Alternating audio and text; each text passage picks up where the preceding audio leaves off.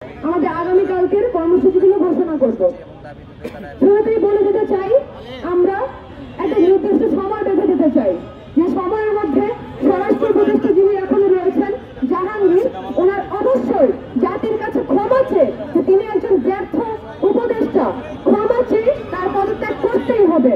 তিনি গতকালকে রাত্রে যে ঔদ্ধত্য দেখালেন এই প্রেস ব্রিফিং করে, ঢাকা বিশ্ববিদ্যালয়ের মিছিল বের হওয়ার পর, আমাদের কর্মসূচি ঘোষণা করার পরও, সেটার জন্য তার ক্ষমা চাওয়া লাগবে। তো প্রথমত আগামী 24 ঘন্টার মধ্যে স্বরাষ্ট্র উপদেষ্টা সারা জাতির কাছে, এই আন্দোলনের প্রত্যেক অংশীজনের কাছে, প্রত্যেকজন জুলাই গণঅভ্যুত্থানের প্রত্যেকজন অংশগ্রহণকারীর কাছে ক্ষমা চেয়ে পদত্যাগ করবেন। তা না হলে আমরা আগামীকালকে ঢাকা শহরে রাজু ভাস্কর্য থেকে একটি আমাদের সর্বোচ্চ সক্ষমতা ব্যবহার করে, সর্বোচ্চ ম্যান পাওয়ার নিয়ে একটি মশাল মিছিল বের করব। সেই মিছিল